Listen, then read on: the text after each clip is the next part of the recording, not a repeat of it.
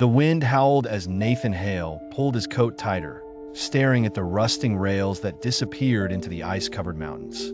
It had taken months of research, dead ends, and whispered legends, but he had finally found it, the Everest Line.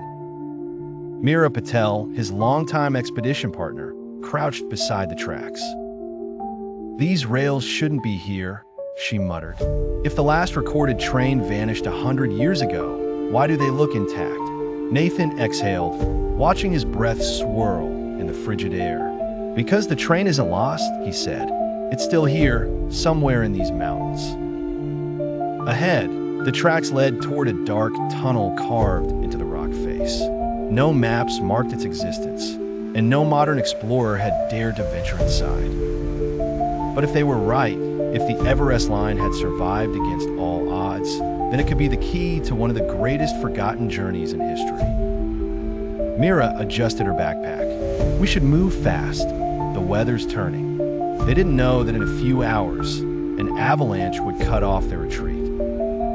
That the tracks ahead were shattered, forcing them to repair what they could, and that they would soon be running against time, not just to find the train, but to survive.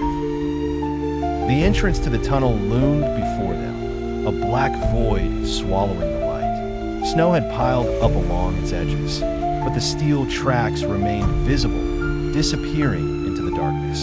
Nathan took a deep breath and switched on his headlamp. "We don't know how stable this is," Meera warned. "Only one way to find out." Nathan stepped inside. The air inside the tunnel was colder than outside, the stone walls slick with ice. Their footsteps echoed as they moved deeper, their breaths shallow. Then about 50 feet in, Meera stopped abruptly. "Look," she said, pointing at the ground.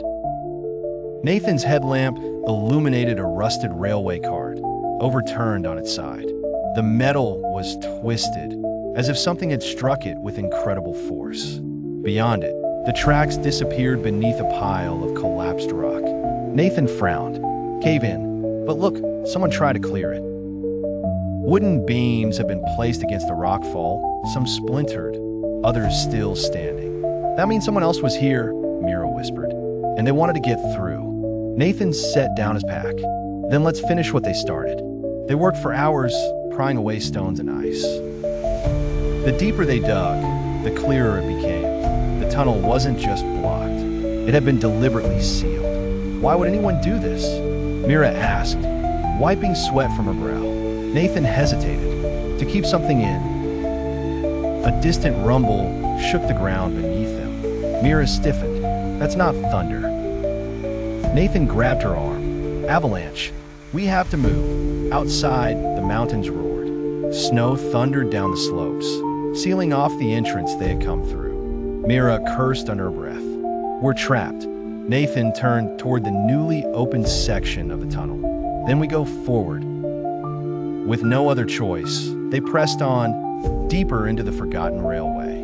The tunnel widened into a vast cavern, and there, resting on the tracks, was the impossible, an entire train, frozen in time. The Everest Line. The engine was massive, its iron frame coated in frost.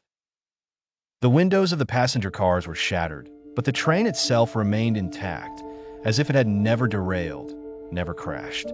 Meera stepped forward, running her fingers along the metal. "It's been here for 100 years." Nathan found the door to the engine room and pushed it open.